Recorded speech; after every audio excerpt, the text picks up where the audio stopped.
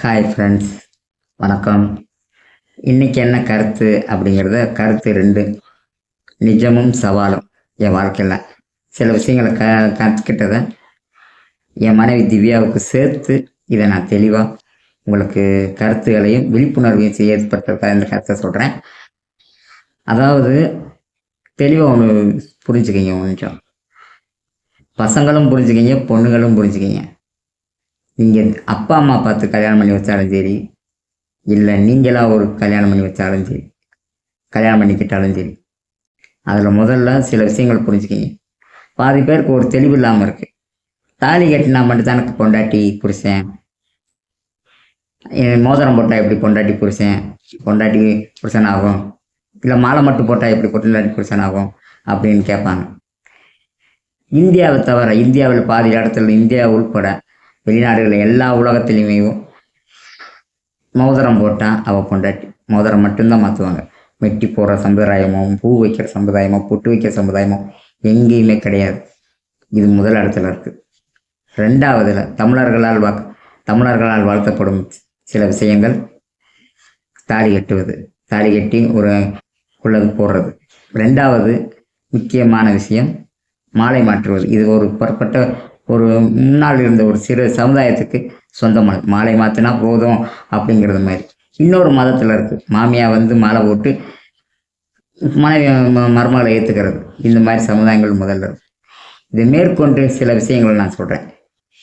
உங்களுக்குள்ள நல்லவனோ கெட்டவனோ, கணவன் இழந்தவளோ இழக்காதவளோ, உங்களுக்குள்ள ஒரு சின்ன சண்டை பிரச்சனைகள் வந்தால், கணவன் மணிக்குள்ள சண்டை வந்துச்சுன்னா, அந்த சண்டையை 10 பேரை கூப்பிட்டு அவன் பேசட்டும், இவன் பேசட்டும், நீங்கள் பேசி விடுங்க, நாங்கள் பேசி விடுங்க அப்படின்னு கூப்பிட்றது முதல்ல விட்டுருங்க. அவங்கெல்லாம் வச்சா படுத்து கிடந்தீங்க, அவங்கெல்லாம் வச்சா வமனமாக கிடந்தீங்க, அவங்கெல்லாம் வச்சாடா எல்லா வேலையும் பார்த்தீங்க. இல்லை, எந்த வேலையுமே பார்க்கல. இந்த லவ் பண்ணவங்களும் சரி, அப்பா அம்மாவை கல்யாணம் பண்ணி வச்சவங்களும் சரி, அடுத்த உட்காந்துக்கிட்டு பஞ்சாயத்து பண்ணி அவன் வீட்லேயே அவன் ஒவ்வொரு வேலையும் அவன் பொண்டாட்டியே பார்த்துருக்க மாட்டான். அவனங்களை கூப்பிட்டு தரம் இல்லாதவங்களை கூப்பிட்டு பஞ்சாயத்து பண்ணுவாங்க. இதே எனக்கே என் பொண்டாட்டிக்கு எனக்கு 8 வருஷத்துக்கு மேலே இந்த பஞ்சாயத்து நடந்துச்சு. ஆனால் வந்தவங்கள்ட்ட கூட ஒன்று தான் சொன்னேன், என் பொண்டாட்டிக்கு எனக்கு 1000 இருக்கும், நான் உங்கள் 2 பேர் பேசுகிறோம், அவள்கிட்ட நான் தனியாக பேசாமல் எந்த இதுவுமே நான் அவளை விட்டு கொடுக்க மாட்டேன்னு சொன்னேன். அதைத்தான் போலீஸ் ஸ்டேஷன்லேயும் சொன்னேன், எல்லா இடத்துலையும் சொல்கிறேன். அதே போல் இருக்க பிள்ளைகள்கிட்டையும் நான் அதைத்தான் சொல்கிறேன். போலீஸ் ஸ்டேஷன் அங்கே இங்கே போகிறத விட எவ்வளோ பெரிய பிரச்சனையாக இருந்தாலும் உட்காந்து பேசுங்க. உட்காந்து உங்களுக்குள்ள 2 நேருக்கு நேரம் உட்காந்து, என்ன நீ இது தப்பு பண்ண, நீ இதை தப்பு பண்ண, அதனால தான் உன்னை விட்டுட்டு போனேன், நீ இப்படி தப்பு பண்ண, அதனால தான் நான் உன்னை விட்டுட்டு போனேன், உண்மையை பேசுங்க. வாழ்க்கை எந்த பிரச்சனையும் வராது. அதே போல் இந்த கணவனுக்கு தெரியாமல் ஒருத்தன் கூட பேசி பழகிட்டு புருஷன் இறந்தா பிறகு அதுக்கடுத்து அவன் தேடி வரும்போது அவன் நம்மளை நினச்சி இருக்கானான்னு முதல்ல பாருங்கள். உண்மையிலே நம்மளை நினச்சிருக்கானா, வச்சிருக்கானா, நம்மளை பார்த்துட்டே இருக்கா, நம்ம நினச்சிக்கிட்டு இருக்கானான்னு முதல்ல அதை கன்ஃபார்ம் பண்ணுங்க. சரியா? அதை விட்டுட்டு எடுத்தவொடனே நீ என்னை அசிங்கப்படுத்திட்ட, கேவலப்படுத்திட்ட, அப்படி படிச்சுட்ட, இப்படி படிச்சுட்ட, என்னை நிறைய விஷயங்களை அசிங்கப்படுத்தி கேவலப்படுத்திட்ட, அதனால் உங்களோட பேசவே எனக்கு விருப்பம் இல்லை அப்படின்னு சொல்கிறத விட்டுட்டு உட்காந்து ஏன் எதுக்குன்னு கேளுங்க. விருப்பம் இல்லைன்னு சொல்கிறீங்க, சரி, அதை விட்டுட்டு போகிறது 1 நிமிஷம் ஆகுமா? இல்லை அவளோ விட்டுட்டு போகிறது, ஆம்பளையோ பொம்பளை விட்டுட்டு போகிறது 1 நிமிஷம் ஆகுமா? அதுக்கடுத்து என்ன ஆகும்? ஒரு பொண்ணாக இருந்தால் நீங்கள் ஒரு இடத்துல படுக்க போனாலும், தெரியாமல் கள்ளவோளுக்கு போனாலும் சரி, எந்த விஷயத்துக்கு போனாலும் நீங்கள் பயந்து தான் செய்யணும். 2 பிள்ளைகளோட வாழ்கிறீங்க, 3 பிள்ளைகளோட வாழ்கிறேன்றீங்க. பிள்ளைகளோட வாழ்கிறவங்க யாராவது ஒழுக்கமாக இருக்காங்களா? யோசிச்சு பாருங்கள். யாரும் ஒழுக்கமாக இல்லை. பிள்ளைகளுக்காகத்தான் வாழ்கிறேன்னு சொல்கிறாளுங்க. கடைசியில் பார்த்தா எங்கள் மாமா, எங்கள் அண்ணன், அவங்கெல்லாம் இவளுக சொல்கிறதுக்கு நம்புறதுக்கு காரணம் என்னன்னு தெரியுமா? ஒரே ஒரு காரணம்தான். அவங்க உண்மையான தாய் தகப்பன், நல்லா தாய்க்கு பிறந்திருக்க மாட்டேன். உண்மையில பச்சை தேவடியாளுக்கு பிறந்தவந்தே இவள் இந்த பொம்பளைகிட்ட சொல்கிறத நம்புவேன். எப்படி நான் இவளுக்கு சொல்கிறேன், நான் அவன் கூட பேசவே இல்லை, பழகவே இல்லை. இப்போ என்னையவே எடுத்துக்கங்க, என் கூட பேசலாம் வைக்கலன்னு என் பொண்டாட்டி வார எவே வந்தாலும் சரி வாயில் வச்சு தேய்ச்சி விட்டுட்டு அனுப்புவாள். அவ்வளோ கில்லாடி என் பொண்டாட்டி நான் பாராட்டி ஆகும். என்னையை விட தரமான வீடு, தரமான கோபக்காரியும் கூட, தரமான ஆளும் கூட.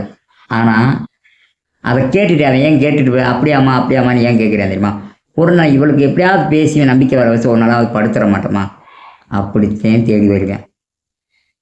ஒவ்வொருத்தனும் பஞ்சாயத்துக்கு வரவனோ உங்களுக்கு ஆறுதல் கொடுத்தவனோ, சரி நான் உனக்கு தெரியாமல் தான் கேட்குறேன், முன்னால் புருஷனோட வாழ்கிறீங்கள, புருஷனோட வாழ்கிறீங்க, பொண்டாட்டியோட வாழ்கிறீங்க, அப்போ எவனா சொந்தக்காரன் பந்தக்காரன் உங்களுக்கு வந்து கஞ்சி வாங்கி கொடுக்கவோ, வீடு கட்டாமல் இருந்த வீட்டுக்கு இந்தாம்மா இந்த ஒரு 50,000 வச்சுக்க, 60,000 வச்சுக்க, 1,00,000 வச்சுக்க, எனக்கு வட்டி வேணாம் மொட்டி வேணாம், நீ நல்லா இரு, டீ வேலை கூட ரோட்டுக்கு போகிறேன், அப்படி போகிறேன் இப்படி போகிறேன், இதை வச்சு பொழைச்சிக்கன்னு எனக்கா சொல்கிறேன்னா வரமாட்டேன். அதே புருஷன் செத்து கிடந்தவனே, நான் தான் உன் தாய்மாமே, நான் தான் உன் பொச்சை தடை முதல்ல கொடுத்தேன் அப்படின்னு சொல்லி வருவாங்க. ஏன் வராங்க? அவள் ஒரு நாளாவது ஊசியை படுத்துட மாட்டாளா, வச்சிட மாட்டாளா? அந்த தேவடியாளுக்கு பிறந்தவங்க அந்த நிலைமையில் வருவேன். ஆனால் உண்மையாக தெரிஞ்சுக்கிட்டேன், இவள் தப்பு பண்ணியிருக்கா, சரி அந்த அந்த பையனை போய் ஏமாற்றிட்டு வந்திருக்கா போயிருக்கா, அப்போ இவள் போய் சொல்கிறாங்கிறது ஈஸியாக கண்டுபிடிச்சவங்க ரிட்டன் வரமாட்டேன். சரி இவன் நம்ம வாழ்க்கையில் ஏதாவது கெட்டதாயிரும் அப்படின்னு சொல்லி வரமாட்டேன். அதுக்கடுத்து சில பிள்ளைகளுக்கு நான் ஒரு கருத்து சொல்கிறேன், கேட்டீங்க, சிம்பிளான கருத்து.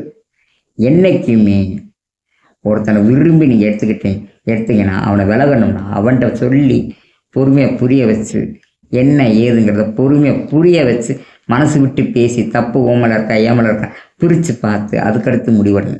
நீங்கள் ஒரு முடிவை எடுத்துகிட்டு போய் என்னை விட்டுட்டு போ, உங்களோட பேசினாலே அருவறுப்பாக இருக்குது, உங்களோட பேசினா அருவறுப்பாக இருக்குது, உங்களோட பேசவே கூடாது, உனக்கு எனக்கு பேசுறதுக்கு எதுவுமே இல்லை, உனக்கு எனக்கு என்னாச்சு, மோதிரம் தானே போட்டேன், இன்னும் மாலை தானே போட்டேன், அதுதானே பண்ணேன். இதுங்கிறது அந்த காலத்தில் இருந்து ஒரு மிகப்பெரிய விஷயம். அந்த காலத்தில் ஒருத்தன் முழுசாக உடம்ப பார்த்துட்டாலே அவனுக்கு தான் கட்டி வைப்பாங்க. அது என்னைக்கு, அது பல காலத்துலேருந்து அன்னைக்கு இருக்க ஒழுக்கம் இன்னைக்கு இல்லை. சரியா? இன்னி வரைக்கும் உங்களுக்கு நான் சொல்கிற, பசங்களாக இருக்கட்டும் பொண்ணுங்களாக இருக்கட்டும், உட்காந்து பேசுங்க. ஏன்னா ஒரு நிமிஷத்தில் பிரிஞ்சிடலாம். அவன் அவளை விட்டுட்டு போயிடலாம், அவன் இவளை விட்டு போயிடலாம். அதுக்கடுத்து என்ன, அவனுக்கு வந்து பக்கத்தில் என்ன சொல்லுவாங்க, இப்படி ஒரு பிள்ளைய கெடுத்துட்டு வந்துட்டியா அப்படி சொல்லி பக்கத்தில் இருக்கவங்க கூட ஒதுக்கி வைப்பாங்க. அது என் வாழ்க்கையில் எனக்கு நடந்திருக்கு. நிறைய பேர் ஒதுக்கி வைப்பேன், அதை நான் பார்த்துருக்கேன், கண்ணால் எடுத்துருக்கேன். அதே பொம்பளைக்கு என்ன பண்ணுவேன், அந்த படுக்கன்னு நினைக்கிறேன் மட்டும் அந்த பிள்ளைக்கு வந்து உதவி பண்ணுறேன், அது பண்ணுறேன் இது பண்ணுறேன். இன்றைக்கி நீங்கள் இவனை நம்பி உங்களை நினச்சி ஒருத்தன் வாழ்கிறேன், நான் அவனை ஒதுக்கி விட்டுட்டு ஒரு நிமிஷத்தில் நீங்கள் போயிடலாம். என் மாமியாரிக்கா வச்சுருக்கேன், எத்தனை நாளைக்கா பார்த்துவேன், அவன் பொண்டாட்டி இருக்கா, அவன் புள்ள இருக்குது, என்னைக்கா இருந்தாலும் நீ கள்ளவளுக்கு வந்தவ கள்ளவள் வார்த்தே போகணும். சரியா? உன்னை நம்பி உன்னை நம்பி நீ எப்படி இருந்தாலும் ஏற்றுக்கிறேன்னு சொல்கிறேன் பாரு, அவன் உங்களை விட்டுட்டு போக மாட்டேன். அதே ஒரு பொம்பளையாக இருந்தாலும் சரி ஆம்பளையாக இருந்தாலும் சரி தெரிஞ்சுக்கிட்டு வரவேன், ஏற்றுக்கிடுவேன். ஒரு பொண்டாட்டி பிள்ளைகளோட இருக்கிறத ஏற்றுக்கிடுவேன். நீங்கள் சொல்கிறீங்கள 2 பிள்ளைய வச்சுட்டு ஒரு பொம்பளை வருவாளா அப்படின்னு கேட்குறீங்கள, 2 பொம்பளை பிள்ளை வச்சுருக்கவே ஒரு பொம்பளையே வர முடியாதுங்கும் போது, ஒரு ஆம்பளை பொண்டாட்டி பிள்ளைய 2 வச்சுருக்கவேன் உங்களை வேணுமா தெரியாமல் வந்து வேணுமா உங்கள் கூட படுத்துட்டு போகலாம். ஆனால் ஒரு மணி நேரத்துக்கு முன்னால் அவன் வீட்டுக்கு போகிறான்னா அவன் பொண்டாட்டி அவனை வந்து வச்சு கொண்டு போகலாம். இதே உலகத்தில் நடக்குது. முடிஞ்ச அளவுக்கு திருந்துங்க. ஆம்பளையாக இருந்தாலும் பொம்பளையாக இருந்தாலும் யோசிங்க, பொறுமையாக யோசிங்க. அடுத்தவனை விட்டுட்டு பஞ்சாயத்து பண்ண விட்டு அவன்கிட்ட போய் சொல்லு, இனி அவன் மூஞ்சில் பிடிக்கக்கூடாது, அதை பிடிக்கக்கூடாது. கொஞ்சம் பொறுமையாக தண்ணியை குடிச்சு கூட பொறுமையாக அவன் என்ன சொல்கிறான், அவன் கூட உட்காந்து மூச்சுக்கு திணற உட்காந்து படுத்து எந்திரிச்சிருக்கீங்க. அப்போயெல்லாம் புண்டையை பற்றிட்டு படுத்தவளுங்க, துணியை பற்றிட்டு உட்காந்துவேன். இப்போ சண்டை வந்தவனே அவள் பேச்சா நான் கேட்க மாட்டேன், ஏன் அவன் பேச்சா நான் கேட்க மாட்டேன்னு சண்டை ஓடுறதை விட்டுட்டு பொறுமையாக இருங்க. இதைத்தான் நான் சொல்லுவேன். சரியா? நாளைக்கு ஒரு கருத்தை உங்கள்கிட்ட சொல்கிறேன். முடிஞ்ச அளவுக்கு பொறுமையை கடைபிடிச்சு பொறுமையாக அவகிட்ட மனசு விட்டு பேசுவேன். மனசு விட்டு பொறுமையாக பேசினாலே உங்களுக்குள்ளே இருக்க கஷ்டமும் நஷ்டமும் வாழ்க்கையில் ஒரு பிடிப்பு வரும். பிரியறதுக்கு ஒரு செகண்டு போதும், ஆனால் சேர்றதுக்கு பல வருஷம். நல்ல பேர் எடுக்கவும் சரி, நிறைய விஷயங்கள் தெரிஞ்சுக்கிறவும் சரி. என் மனைவிக்கு சேர்த்து இந்த வீடியோவை போட்டிருக்கேன். பொறுமையாக அவள் கேட்டானா அவன் மனசுக்கும் தப்பு எது நியாயம் எதுன்னு தெரியும். மற்ற பிள்ளைகளும் திருந்துங்க. நன்றி, வணக்கம்.